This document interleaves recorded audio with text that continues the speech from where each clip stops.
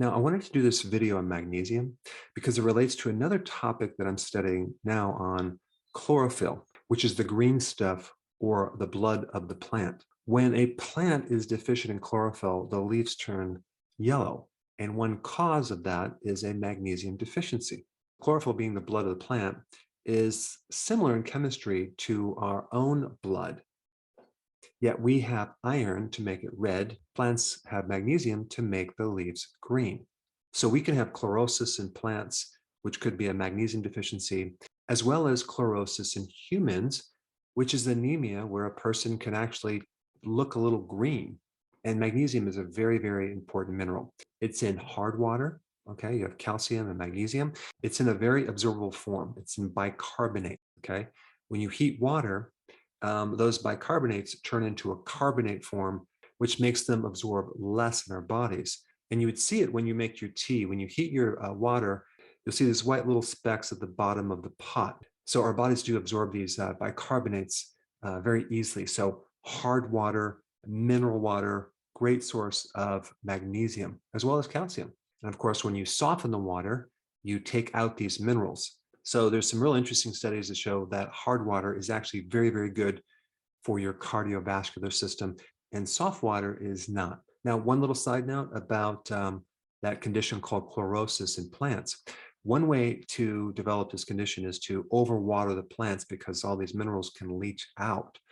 Same thing happens when we drink too much water, especially without minerals. We dilute the minerals we have in our body, and that creates all sorts of issues with our heart, with our nerves and muscles.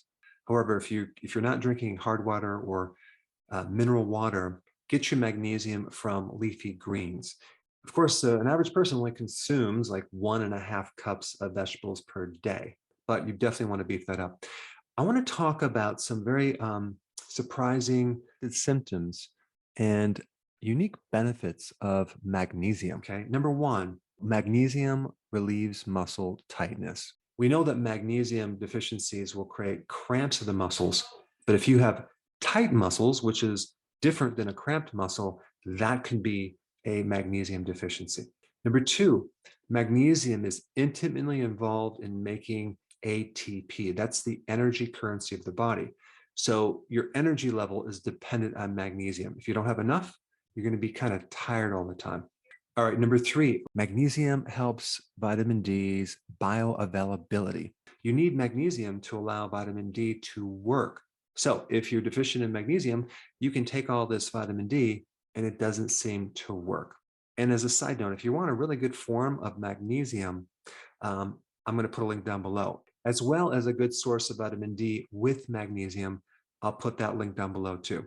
All right, number four, magnesium prevents calcium from depositing in the wrong places in your body.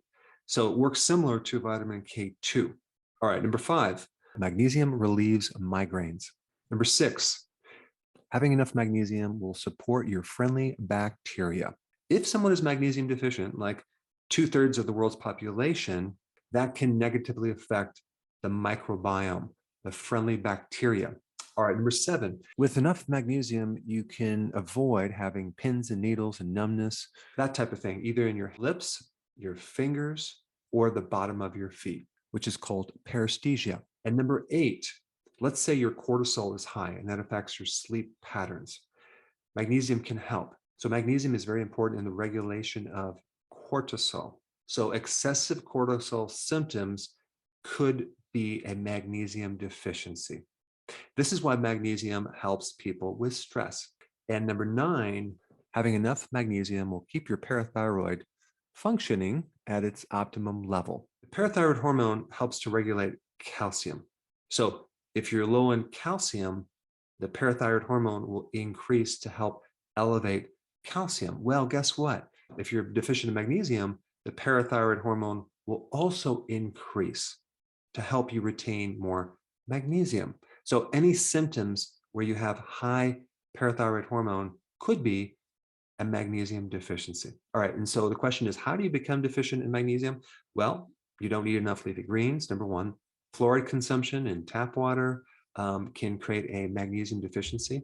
Fluoride medications can also do it. refined grains, refined sugars will create a deficiency. Low hydrochloric acid in your stomach can create a problem.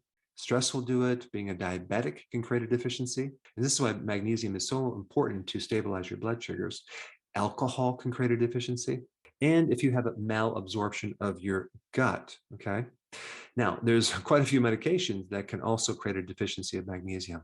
Diuretics, PPIs or antacids, statins, antibiotics, as well as birth control pills. Now, if you haven't seen this video on magnesium, this is a very, very important one. Check it out. I put it right here.